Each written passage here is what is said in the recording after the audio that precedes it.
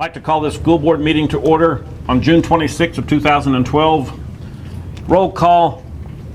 Mr. Steele. Present. Mr. Kimbrough. Here. Mr. Landis. Present. Mr. Flowers. Here. Ms. Sharp. Present. Mr. Wilcoxon. Here. This time let us please stand and as Mike will lead us in the Pledge of Allegiance. Pledge allegiance to the flag of the United States of America and to the republic for which it stands, one nation, under God, indivisible, with liberty and justice for all. I have a few things after the construction report. You have it. Oh, okay. Thank you, Michael. No district showcase tonight. Need approval of the agenda. So moved. Second. Motion made by Mr. Wilcoxon, second by Mr. Flowers. Any discussion? Please vote. Yes. Yes. Yes. Yes. Yes. And yes. Start with reports. Dr. Huff. Okay, well, we've are getting close to having some really exciting things happen with construction projects, and tonight we have Archie here. He's going to visit with us a little bit about the progress on all projects, and then we're going to turn it over to Kevin with DLR, and he's going to be seeking approval, I believe, tonight for 50% on the design piece, design development. And so we'll be asking for approval of that from the board tonight, and both obviously are available for questions. So Archie, if you wouldn't mind coming up here and kind of giving us an overview of how things are moving. Give him that. What's that? Here- Yeah, you here- can sit up there. Sit up there, yeah. Lay that microphone. Lay that microphone over there, Jeff, please. Thank you. You. Commander said for you to wear that.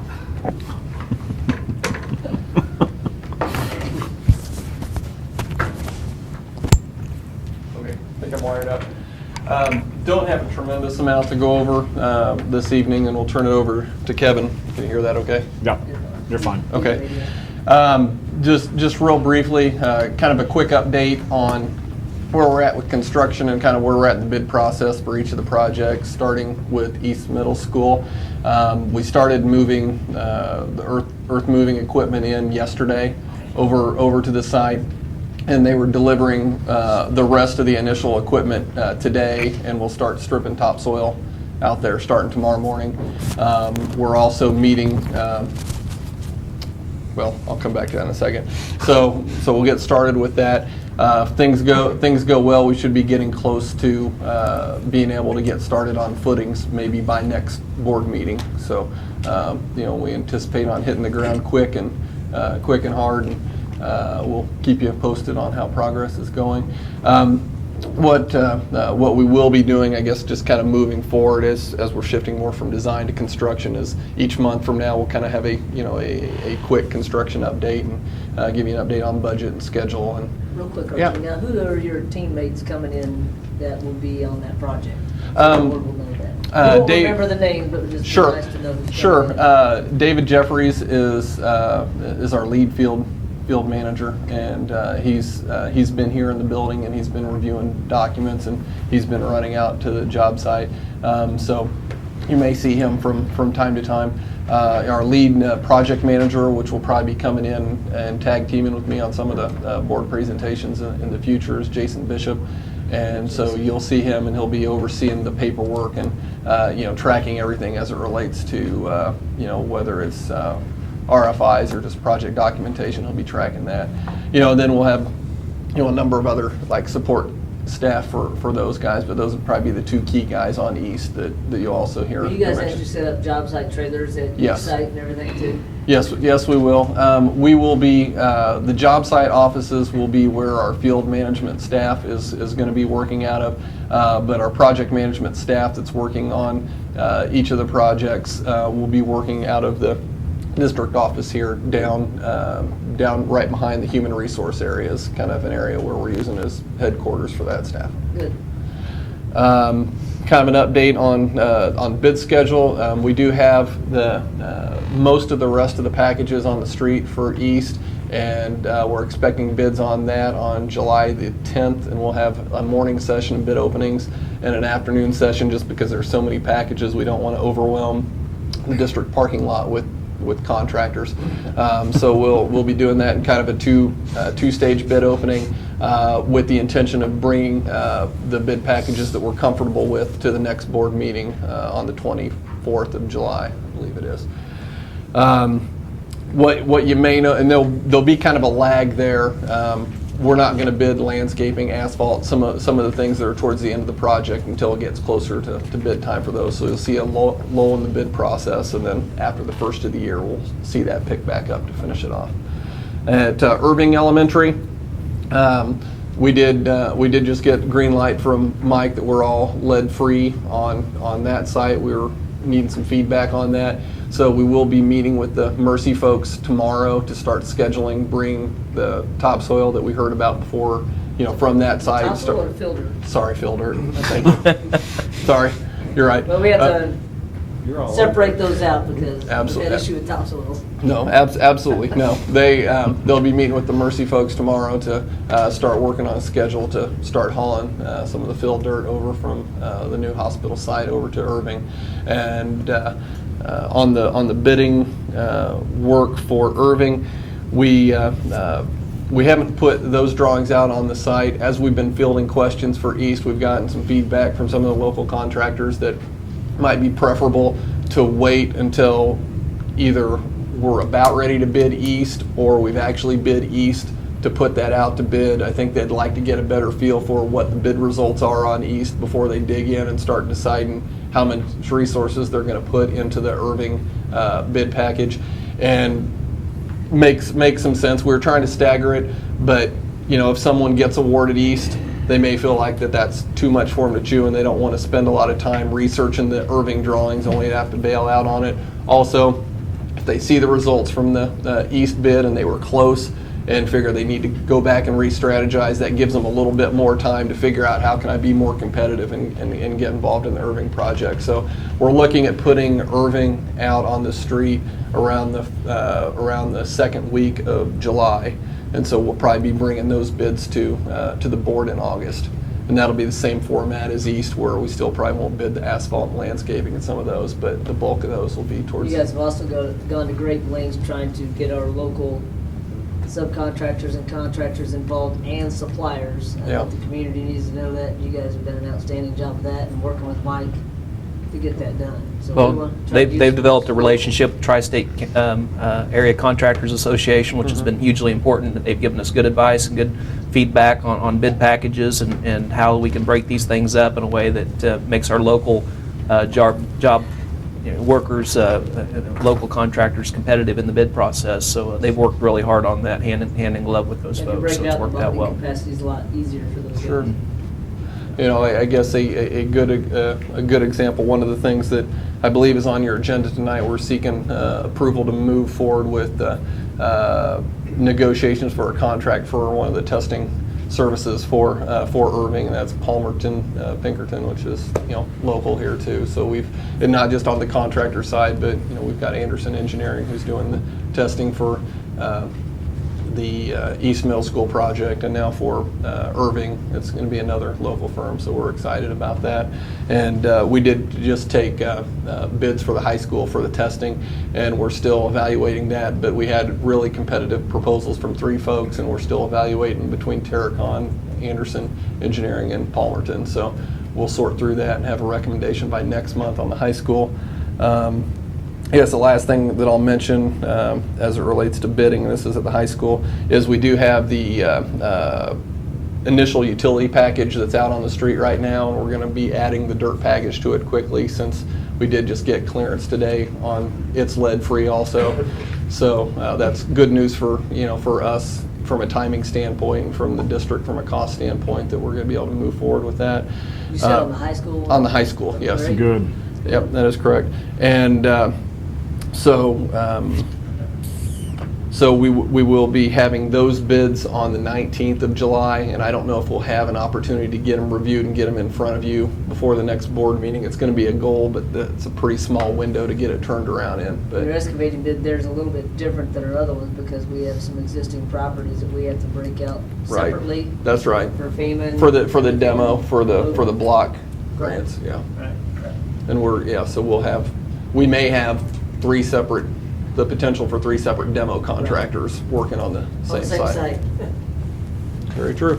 When you, on that high school property, there's Yeah. been some questions brought to me. When we go to start closing off those streets, are we just going to close them off, period, or are we going to put barricades? I mean, there's already questions when we start closing off those. Are you talking about like Vacated streets. those vacated Iowa, yeah. streets? Some of them will have, there's, from the site plan, there's cul-de-sacs at the Yeah, end of right. one, and there's another one that I think connects.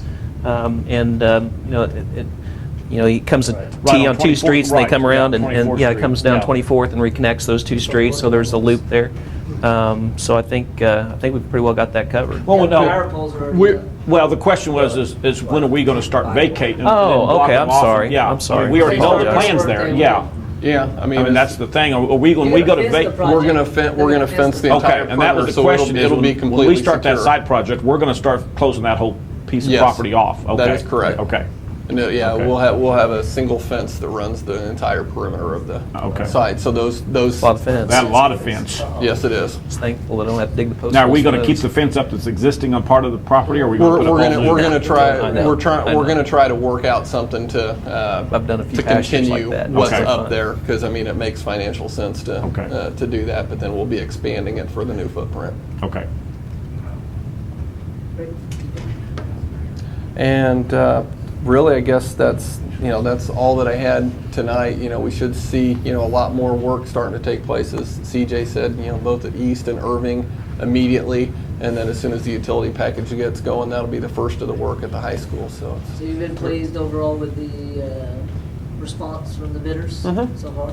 yeah, Okay, good. no, and I think we had a really good turnout for the pre-bid for for the rest of the East packages last week, and we expect a good turnout from the bidders. We'll continue to monitor that, and if I can always tell when there's a pre-bid meeting here. I'll pull in and there's not a parking space anywhere.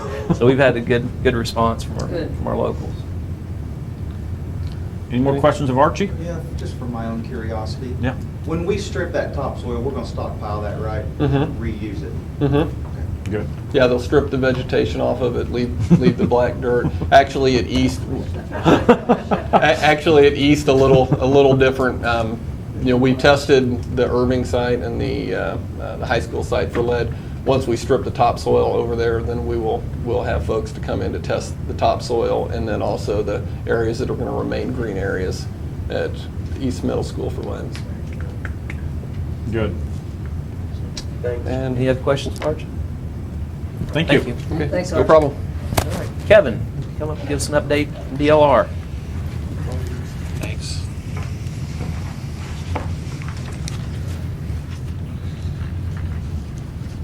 Well, my update is primarily from 2 weeks ago when you saw the design development drawings, and I think we left them with you to take a look at them. I don't have any more additional product to show you specifically, but I'm here to ask for approval for us to move into construction documents. Our phases of schematic design and design development were completed with design development, and like that official, official vote from you that says we can move into. That'll be, that's in the construction consent documents. agenda. So we'll just do Yeah, that. and I'm shortly. here to answer any questions. If you've had an opportunity to take a look at drawings, if you've had any time to pour in there and really start to look at door swings and get concerned about Well, the those. one meeting where you were trying to back off some of the spaces, did you do anything besides auditorium or? I think that from the meeting that you're thinking of, Annie, the situation has been is that's what we did with Universal, ourselves, and staff, looking at what are the things that we want to maintain in this building and where we're at budget-wise. And so what we've done is we've looked at the options of, and I'll kind of go over the things that we've done option-wise to make sure that when we bid this, we have enough money to build the building that we want and that we have the building that you need. That what we've done is we do have a few things in the bidding that are going to be alternates, things that we'll look at and say, okay, we'll have a price for that, so you can make that adjustment if you want to at the time. We also have some deferred things that'll happen in there also, if you want to, and as we talked, or as Archie talked about earlier, about things like landscaping and asphalt, so that we don't have to do landscape work now or pay for it now. May have some better pricing in the future, as well as asphalt. You have to index it now and buy it 2 years from now, so better to do it then. And then we did look at the I think the biggest thing that we looked at, the difference that you might notice is that we had a 1,600 seat auditorium, and we are at a 1,200 seat auditorium. Part of that was the relationship with the community, and I think that we also looked at the square footages that we had in things like the performing arts lobby and stage area. We did squeeze those just a little bit, but I think that in our experience, that this 1,200 seat auditorium for this size of a high school is very comparable to anything we've seen. And we still have the black box. We still have all of the amenities that we've discussed. At one point in time, we did have 8 classrooms that we had removed, but we have those 8 classrooms back in there. So What was our auditorium before? It was 16? 1,600, somewhere around the 1658, something yeah. like that. Yeah, we had a large conversation about that one day. Went from 1,800 to 1,600, but it was somewhere in the neighborhood of 1,600 is, I think, what we settled And we're at. building smaller. A little bit smaller, yes. See, if we go 1,600, we can't fit the entire student body in there anyway. So I knew that. that's so it becomes an economies of scale. Where do we put our money?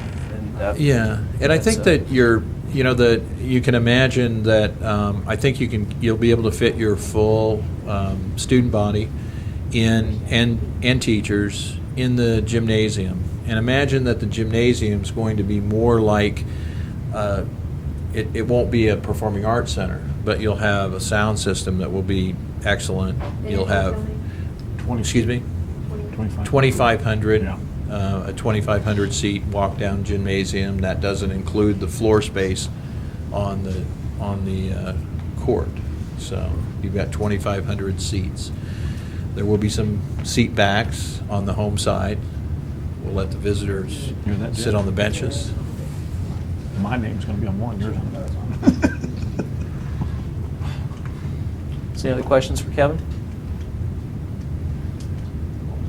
Thank you. I was very pleased with the accessibility of the school.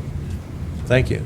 Thank you. And very accessible. Good. Yep. Elevators and ramps. And we're still working with staff. And making sure that we're giving them the opportunity to take a look at even this summer. They're still coming in, trickling in with some comments. So that's good. Cool. Thank you, Kevin. Okay. Thank you. CJ, you got some stuff to bring up? Yeah, I've got a few things.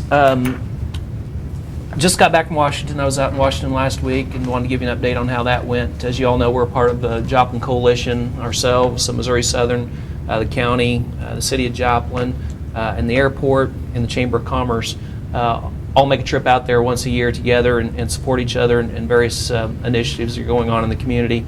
Met with, obviously, with our local representatives, Blunt McCaskill and Billy Long. Met with them.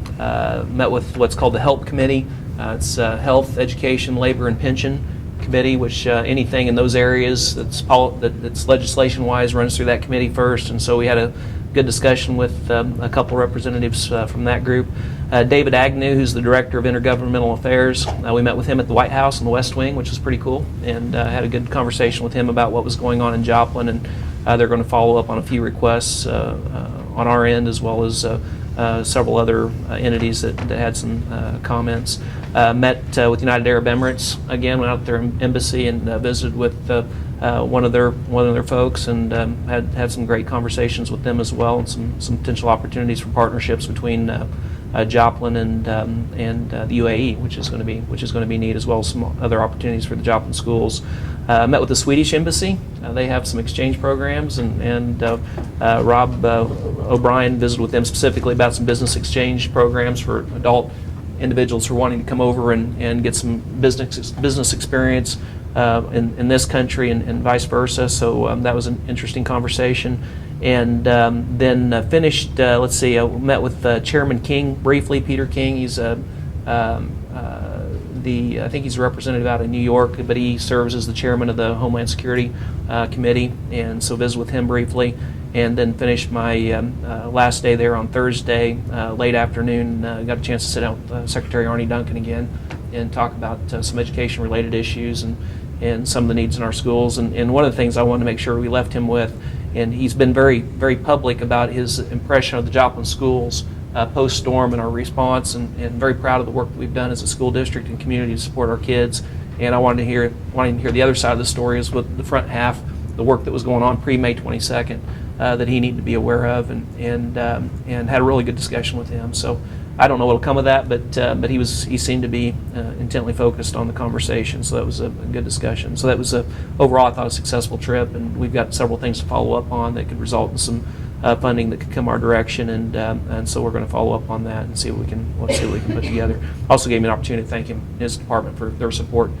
They've given us opportunities for some grant funding to support mental health issues in our schools, which we greatly appreciate too. So it's a good relationship to keep going. In addition to that, wanted to also make you aware, as we talk about donations, we've received a lot of donations in this district for the purpose of taking care of our school family, taking care of our kids and their families as they get back up on their feet again. That initiative is still very strong. We don't talk a lot about it, and the donations are kind of trickling in at this point.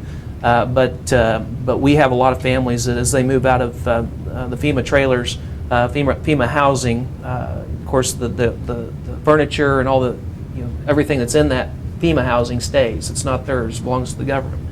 And so as they get out on their own, the ones especially that didn't have renter's insurance, they don't have beds, they don't have tables, they don't have eating utensils and a lot of those things. And as you all know, we've been very good and very aggressive in taking care of those needs and trying to help those families when we find out about them. And as I was driving today, it hit me. I said, "Why? That's a systems problem. We're stumbling across these situations that are arising as these families get out on their own, and we connect with them for other reasons."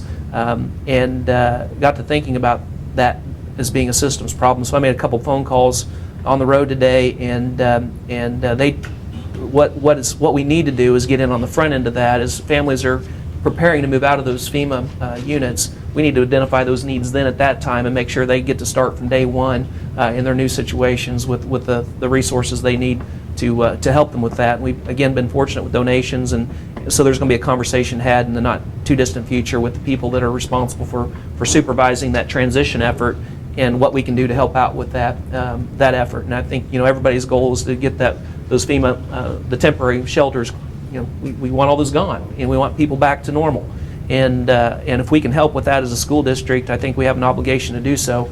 We're doing it anyway, but I think there's a more efficient way to do it. And if there's, like for example, if the family is trying to figure out how they're going to provide beds for their kids, or how they're going to make their first, get their deposit money together for their first month's rent, those types of things, and that's the only thing that's standing in their way of being able to get into permanent housing. I think it's something we've got to take a look at. And so we're going to be having some conversations with those parties that are involved in that transition process soon to help with that. As we have summer school going on right now, have about 1,100 students enrolled in summer school, so it's a good number. Feel good about that.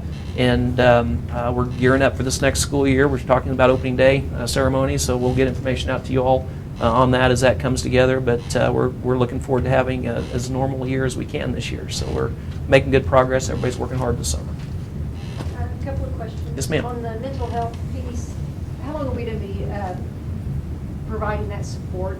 I've had some questions because we've provided quite a bit of support this year for our staff and for our kids. Well, believe it or not, as much as we provided this year, we're actually ramping it up this next year. Okay. And I think year 2 is going to be a critical year for us, and the research isn't real positive in terms of the impact of PTSD and traumatic situations like our kids and families have experienced.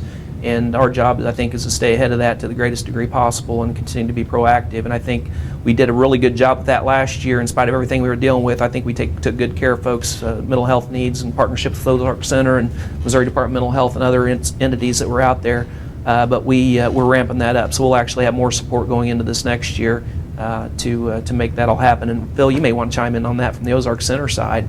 Well, I mean, I think it was a good partnership this last year. I mean, the gifts or the money that we got from the governor's office, we were able to put those support staff in the school. And I'm glad to see that the school got those grant monies to continue that process. And I told CJ and everybody here that we'll be supportive and we'll be here as much as the district needs us. So, and I think it's vital that on these type of things, it's not over after the anniversary of the tornado. Exactly. It goes on for years and years, and there's a lot of things that these kids still need.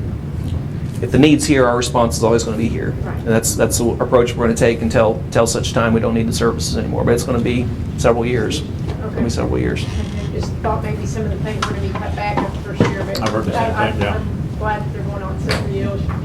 I think we Phil received. helped with the Ozark Center, that has been awesome. We've got. I know you all have grants out there. We've got grant applications out there that we're tracking closely, and we've received recently. I think it was $800,000 grant for continuation, some expansion of some services to our kids, and some case management and so on. And Janet Earl, and that whole team. I mean, they're all over it. So they continue working with various entities here locally to seek out those types of opportunities and partnerships and make it all come together. So I think our staff will continue to see the kind of support we've been giving to them and the kids in the coming years. We'll keep after it. And my second question, when we were providing busing to, if they got displaced and we're in another city besides our own, we were going to get our children and bring them back. Is that going to continue this following year? Yep, and Jason's been working hard on that. We do have some situations where families have moved out of district and they're actually have bought and plan on living there for wherever. And so in our opinion, that now's the time they need to transition their child into that new school. And there's some special cases out there, some unique cases that Jason's been working through. But overall, Jason, is there anything you want to add to that? I mean, we're going to continue to provide transportation. We're going to continue to allow those kids, families who, for example, the FEMA shelters and some of these others that are in temporary housing, and even a case or two where somebody bought because they had to because there wasn't anything to rent, but are in the process of building over here. And so we're going to do everything we can to make those transitions as easy as possible for our kids and families. Now, if they've bought out a district and they're like a senior or they're finishing up their Joplin career and there just wasn't anything available, are we working with those families? Jason, do you want to answer that? It's there's so many different areas of grade that we Come on, come on up. Carlos and I are. Come on up. We're I know you handling all the cases, just a case by case. But like what Dr. Huff said, the general rule is if it's a permanent resident, it's the student's going to be transitioning there anyway, and it's better to have that transition happen now. If there are those transitional years, like what you're saying, a senior or sometimes a student that's an 8th grader or 5th grader, there's some transitional years that we will take on a case-by-case basis and try to be sensitive to the family's needs, because there are situations where people did, hey, here's a house that was even donated to me, but I'm really a Joplinite and I want to get back in Joplin. So we're sensitive to those, and we're making them by a case-by-case situation. And yeah. We're always going to err on the side of the kid every time, the best degree we can. Has there been that much phone calls in that area? Probably there are probably a few. I can't say there's been a lot. I think the schools field them towards the end of the school year, saying, "Hey, what's the status?" And honestly, a lot of the students are still homeless in the FEMA trailers, Right, so they qualify for those. Really, it's the ones that have moved to a permanent residence that will be the case-by-case decisions, where we just have to weigh and say, what is in the best case of the student? Is it a transition now, or one more year, and kind of try to help them create a cushion for them before they transition. Interesting statistics along with that, with the FEMA housing. There are currently 200 kids, ages 5 through 18, that are living in those trailers at this time. I would assume, number-wise, probably around 50 preschool age, Wow. birth to 5. So I'm just guessing probably somewhere between 100 and 120 families, school age, or will have school age kids that are still out there. So a significant number of probably young families that are still trying to figure out how to get out of their situation. And so I think that our efforts to support that and help them get out of that situation, help knock down some of those obstacles that are standing in their way, is going to be a real important factor for us as a school district, since we do have some resources to help with that. And another unique thing that's popped up at Surface that's related as far as kid needs are concerned.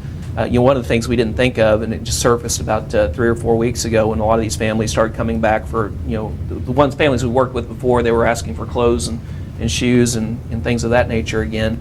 And we couldn't figure out what was going on. Well, the reality of it is that a lot of these families, they when they lost everything, they lost all their hand-me-downs.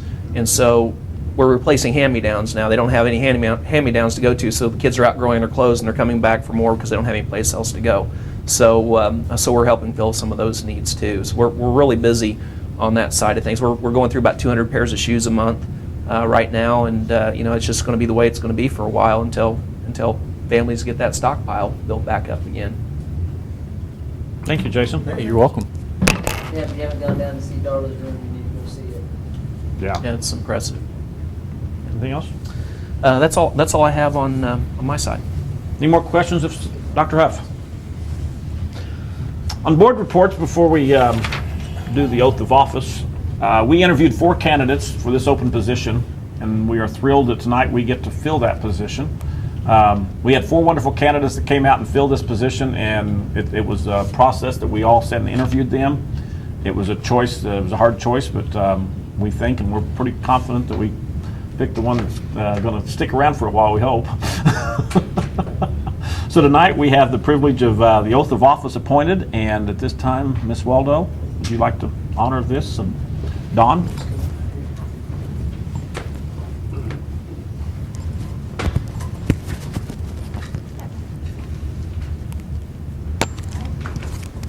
Raise your right hand, please. Do you solemnly swear that you will support the Constitution of the United States and the Constitution of the State of Missouri, and that you will faithfully and impartially discharge the duties of school director in and for the School District of Joplin, County of Jasper, State of Missouri, to the best of your ability, according to law, so help you God? Congratulations.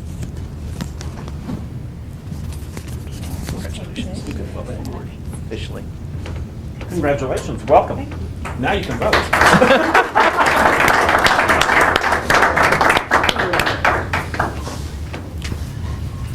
While I'm in board reports, I'm going to get in trouble for this one, but that's okay. I'm going to take it. Tonight is Tiny Bridges' last board meeting with us. Finally. She's retiring after tonight. For the last 6 years, she's been with us as board secretary. She started with us May 31st of 2006. Total of 25 years as a board secretary through other districts, just the 2 districts, right? With Diamond and Joplin. I'm going to miss those, how do I put this? Careful. Snappy comebacks. Yeah, I don't have to be careful about this. I was reading a sign in there a while ago that it said everything about Tiny.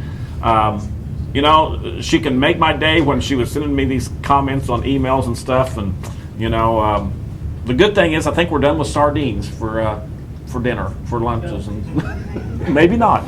But Tiny, it has been a wonderful privilege for you to be our board secretary. We do have a plaque ordered. It was not arrived tonight, so you will be getting a plaque. So thank you for your service, and we greatly appreciate it. Thank you.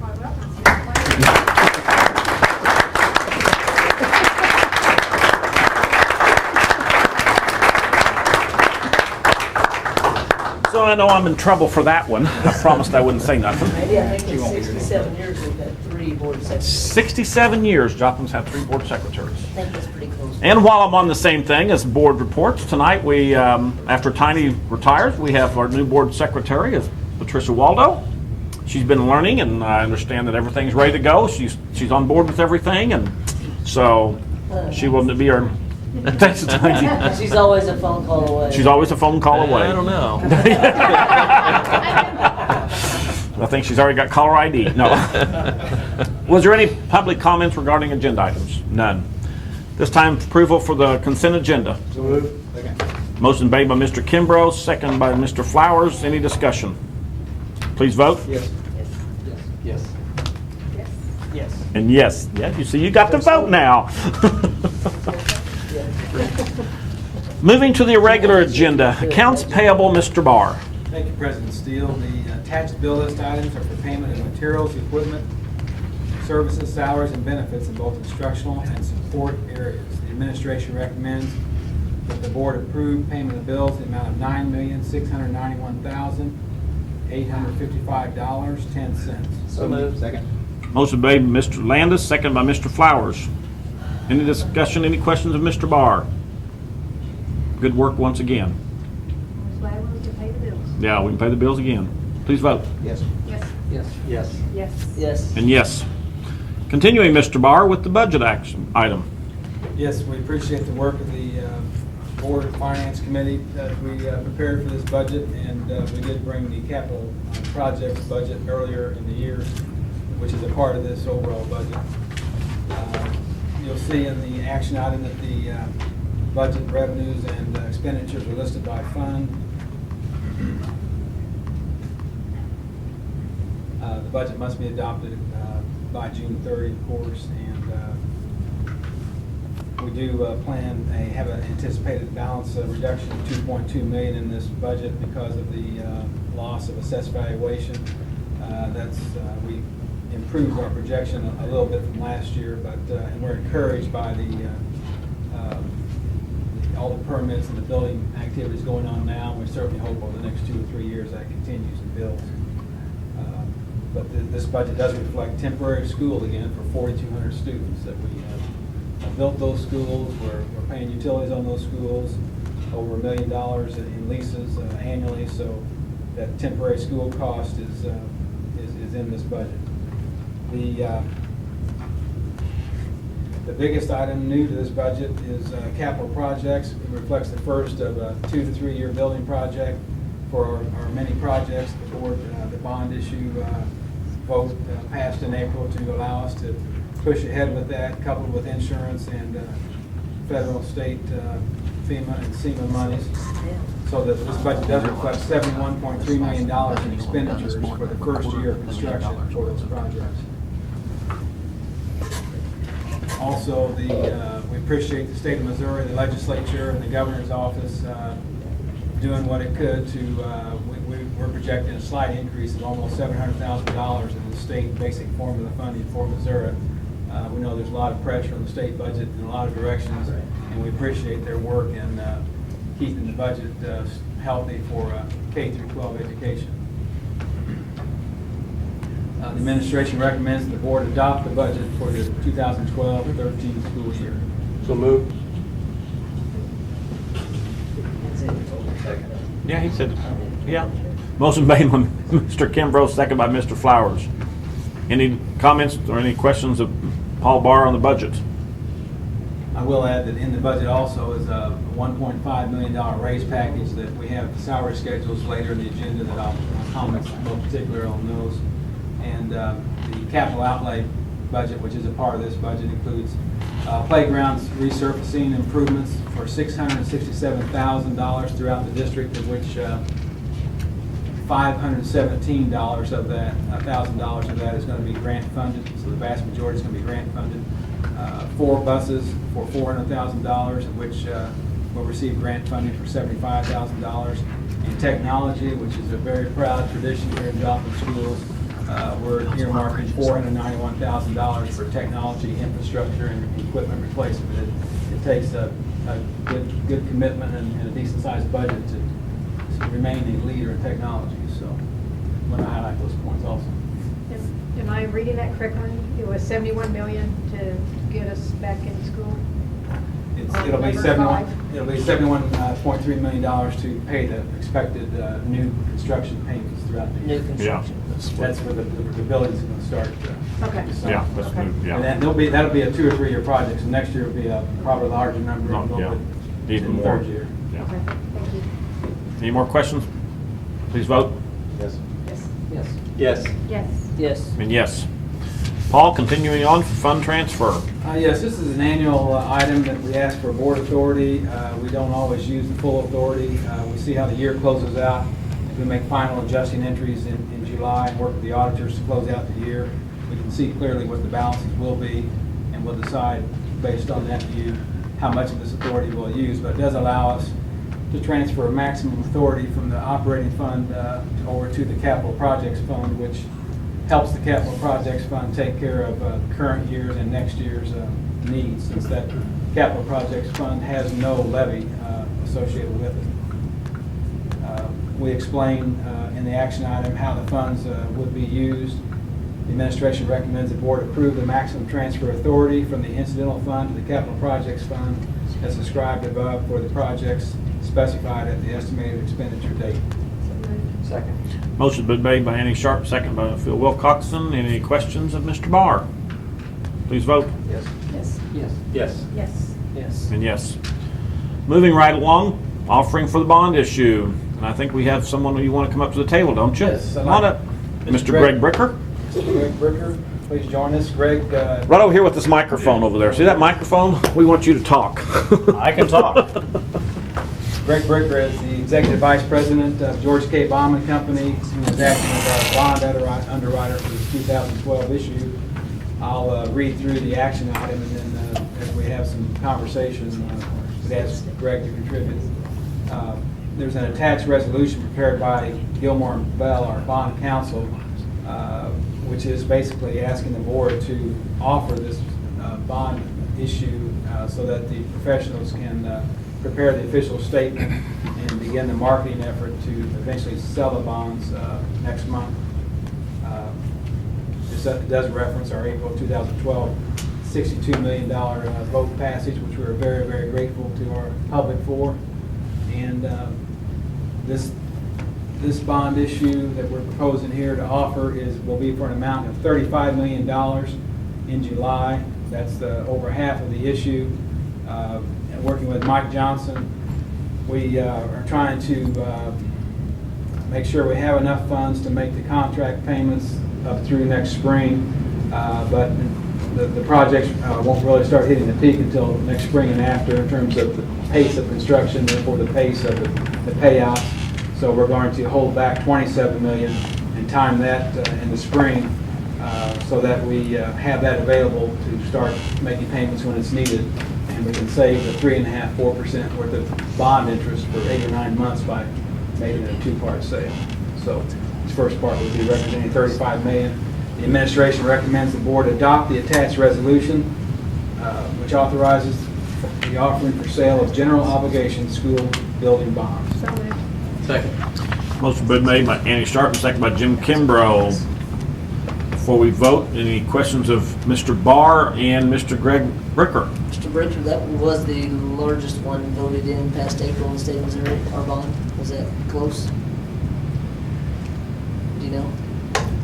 I believe Columbia had an issue on the ballot that was fairly long. We don't do the work for Columbia, so I can't recite their authorization. Whether it was smaller or larger than that, would have been very close. But it was in the top 2 or 3 in the state that I'm aware of, at least. And they will be going out to our local vendors in the end of July? Right now, your July board meeting, as I understand it, is scheduled for July 24th. Yes, sir. I will be present at the July 24th meeting, and we will have virtually all of the bonds sold prior to that meeting that night. We will be having our formal order period the day before the 24th, so the 23rd and the morning of the 24th. My plan would be that we would have virtually all of the bonds sold or spoken for by noon on the 24th. We will be communicating with the 3 local brokerage firms that we are involving in a selling group relationship. We've already been in contact with them, but I would expect that they will be interacting with potential investors probably as much as 2 weeks prior to that meeting on the 24th to gauge the interest level locally on buying a portion of this issue. So we have initiated contact with Edward Jones, Stifel Nicolaus, and Wells Fargo, and we are fully committed to working with all three organizations to satisfy any and all local investor demand. Quick question, I know you guys had a certain amount that you guys wanted to try to do local. Are you splitting that up at this time, giving so much to this round and so much to the next round? How are you guys doing that? Our initial discussion with the district was to have approximately 10% of the $62 million issue available for local investors. So that would be slightly in excess of $6 million. Okay. And that's roughly split equally between the three firms. Right. Now that we have elected to sell the $62 million in two series of bonds, 35 and 27, I would expect that the 10% would follow that downward. So roughly 33.5 million of this issue we're doing currently, and then 2.7 million on the issue next spring. Okay, perfect. You recall the interest from the middle school bond? So I got to file this thing. I mean, my question would be, are we giving our local We'll give investors a good chunk More. that they can please? Oh, the percentage of, Yes, sir. of local sales. That issue was 57.3 million. I believe that we ended up selling about 2.5 million of that locally, but we made available more than that locally. The We were over 3 million that you offered and they did not sell all locally. you know, I always have to be respectful of the communities I work in, and I don't want to suggest that there is not a lot of people that want to buy a lot of bonds, but on a given day or even a given week, the availability of cash in the multi-million dollars to invest in something that's paying 3% interest for 20 years is generally not as large as the governing body generally expects.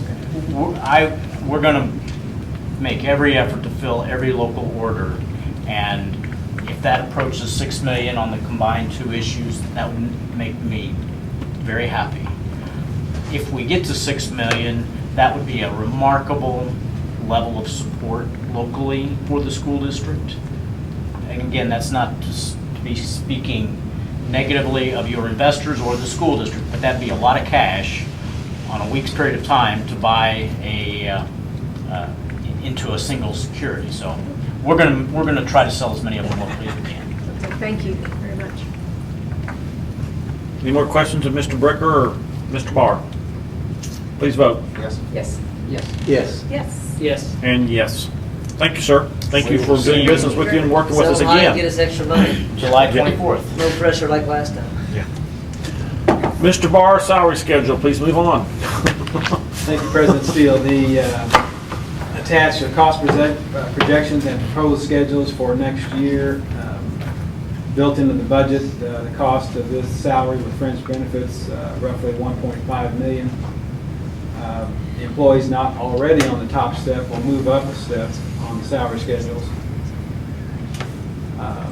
The teacher salary schedule would indicate that all the teachers would receive, depending on where they're at on the schedule, whether you're, say, a new teacher or a 25-year teacher, has a variance, step variance, but teachers would receive in this recommendation between $1,000 increase or $1,600, $1,000 to $1,600.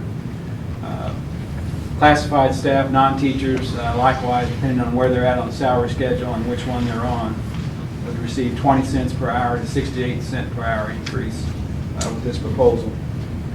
The administration recommends the board approve the attached salary schedules for the 2012-13 school year. So moved. Second. Motion made by Andy, seconded by Jim. I'm so happy that we I- can yeah. give our Amen. teachers Thanks. and staff a raise. You know, something I'll have to say on behalf of our Outstanding. staff, nobody's asked. I mean, I don't think anybody expected after a year we've had with the economic crisis as well as the disaster. It's nice to be able to do something for our staff. It's been a while since we've been able to accomplish that, so. Great job, Paul and his team to assess that and find that for our staff. Well, and one thing too that hasn't changed our health insurance. It hasn't changed our health insurance, and fortunately this year, there's no increase in either retirement system. I mean, both the district and employees have to pay our respective parts of this increase, which is standard, but there's been no increase in the rate. Right. And yes, Mr. Landis, I have a great team, Susan Smith, a staff that really works, as well as I have to say that putting the budget together is it's a broad effort. Leadership council, managers throughout the district, food service, transportation, Franklin Tech, all inputting to help build the budget. So it does ripple throughout. We have a great team to help do that. And again, this raise package is largely built on the shoulders of the state of Missouri's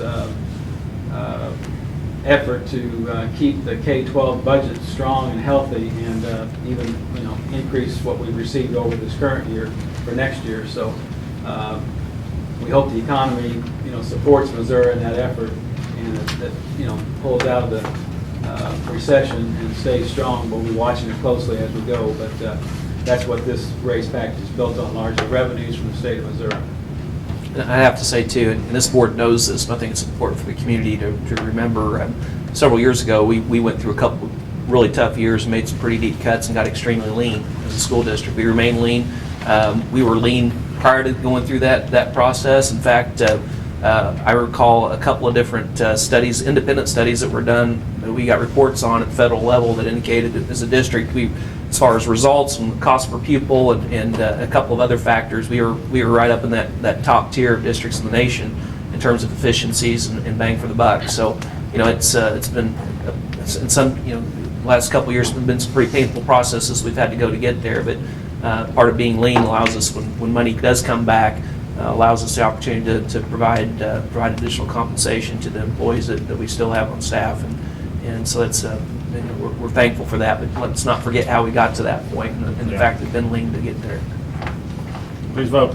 Yes. Yes. Yes. Yes. Yes. Yes. And yes. Okay, you got one more, Paul. Budget adjustments.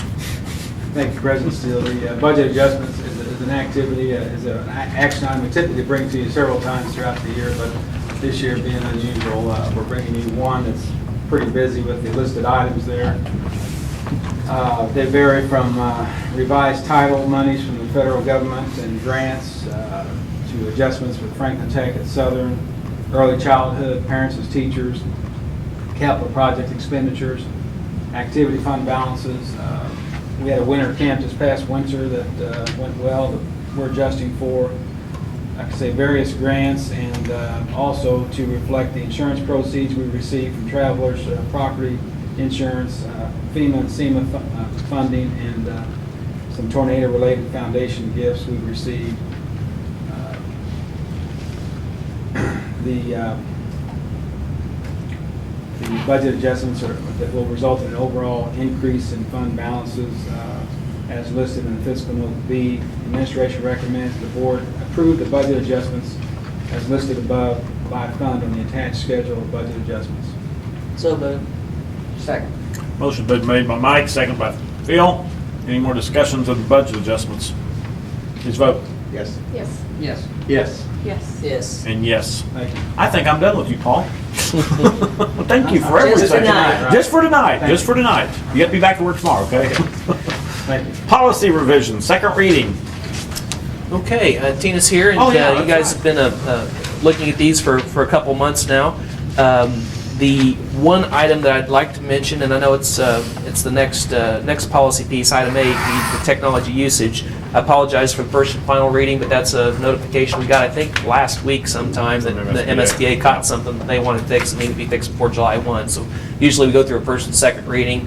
This is one of those times we have to stray from practice to meet requirements. So wanted you to be aware of that. Tina? Okay. Well, the list that you have in front of you on the second reading, we looked at those at the last meeting. The main one is the reference, which is a new policy, which deals with how we provide district references.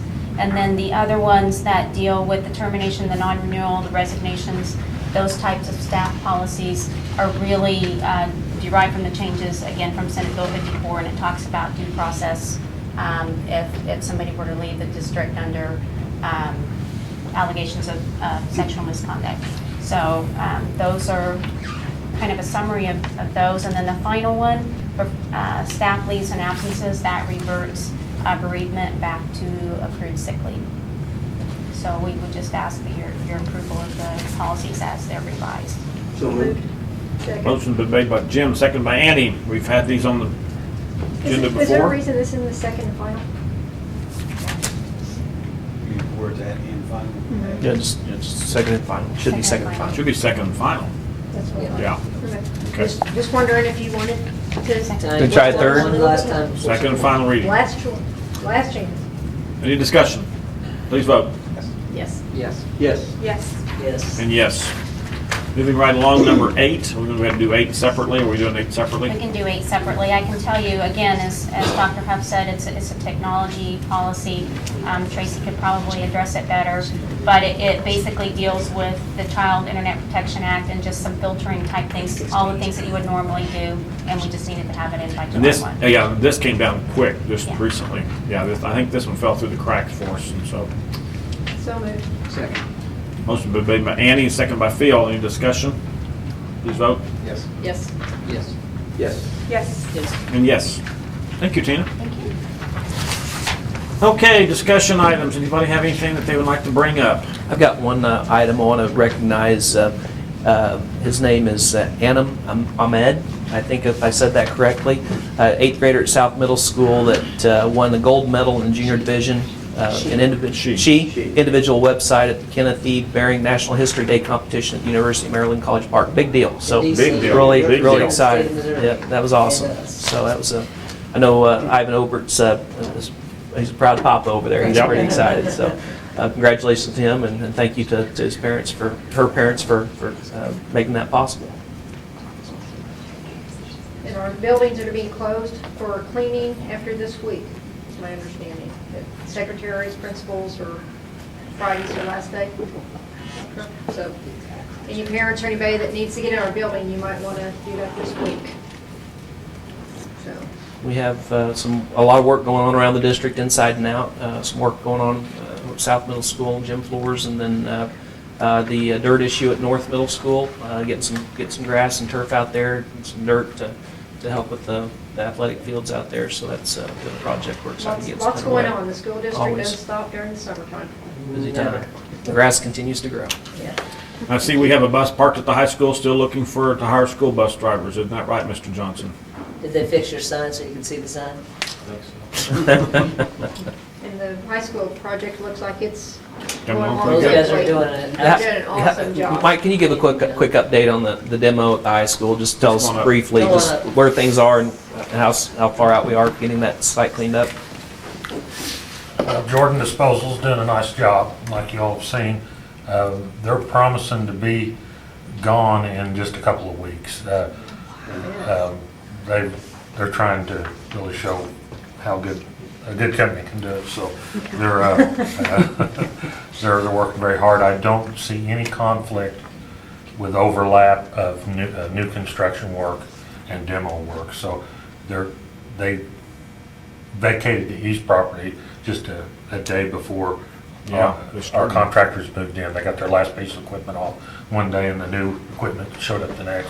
I believe there'll be a bigger gap between these two jobs. So it's not gonna show, it's gonna work you down at all. No, it won't. It won't affect. What ain't gonna affect us anyway, really?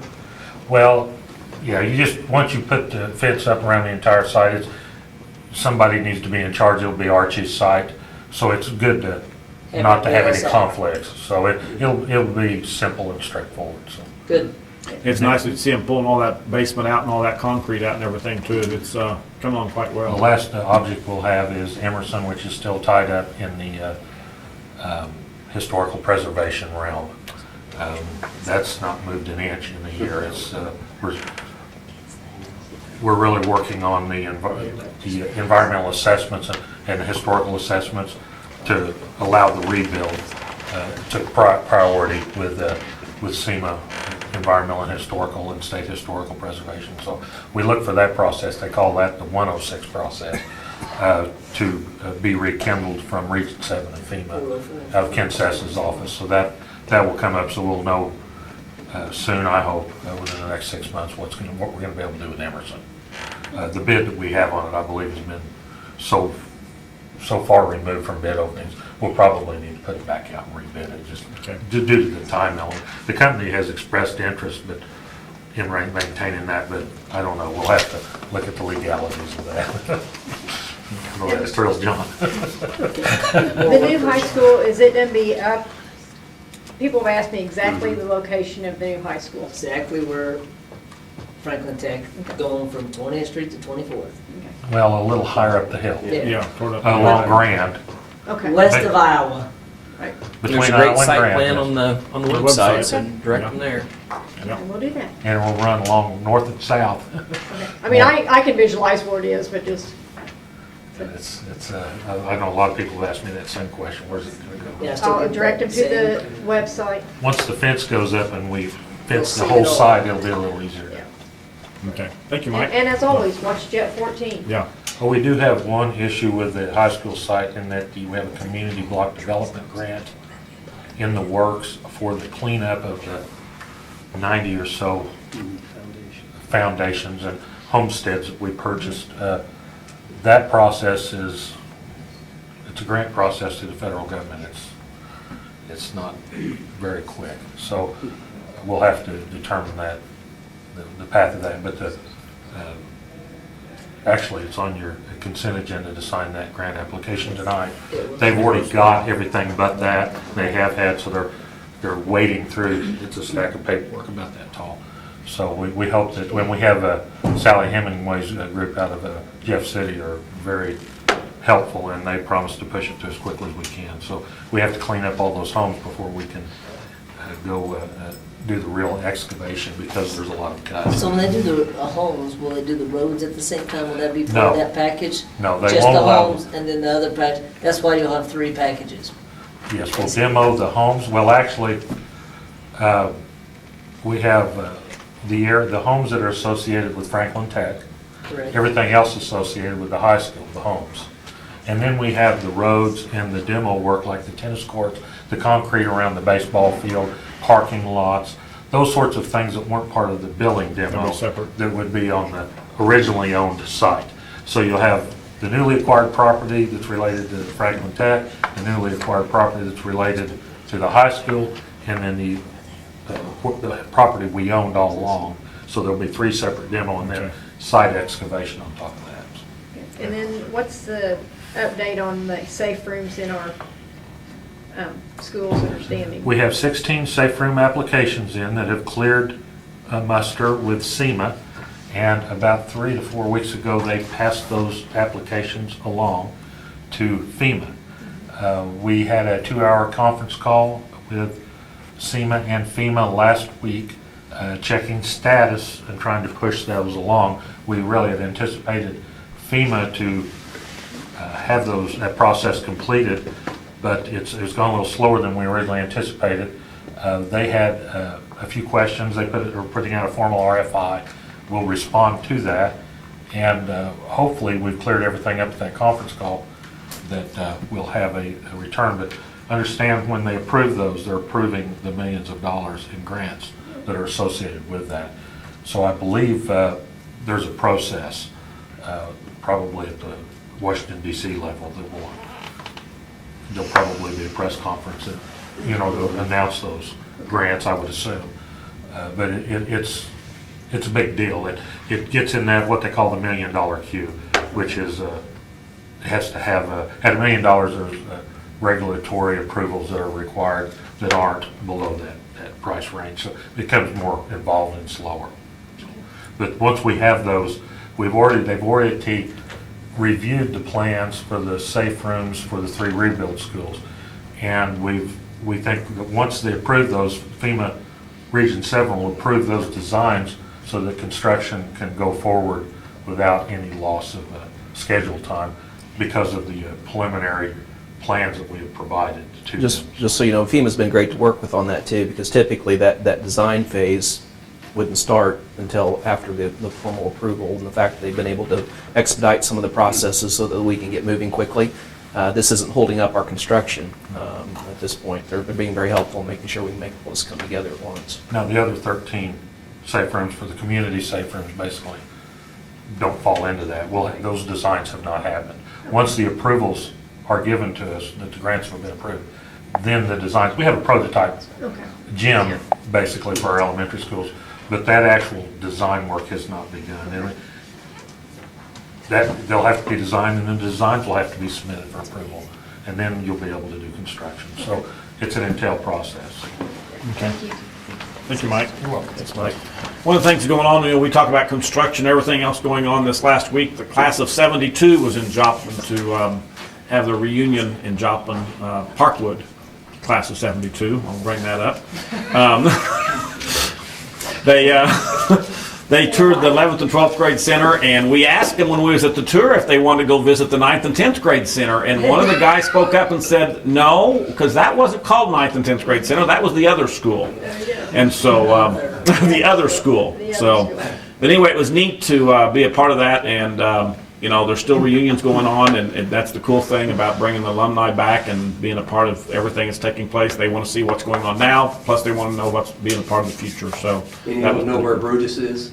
that was the thing that Dr. Saketa started the story with this, and one of the ladies, the gentleman that carved it was actually from their class, and they talked about Brutus, and they too want Brutus back. We haven't heard anything, I assume. No, we're still. It's out there. He's being held alive and hostage. well, and we We- need Brutus back. But one of the Parkwood Bear attendees figured it out. We know where Brutus is. One of the memorial alumni has it. They're holding him hostage. Yeah. Phil Wilcoxon? So somewhere Brutus is out there, but there's a lot of people that's going to have a new Brutus made here shortly if we can't find it. So that's pretty exciting.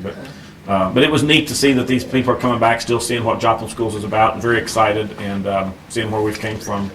So, any more discussion? Meeting adjourned, and we are going back into closed session.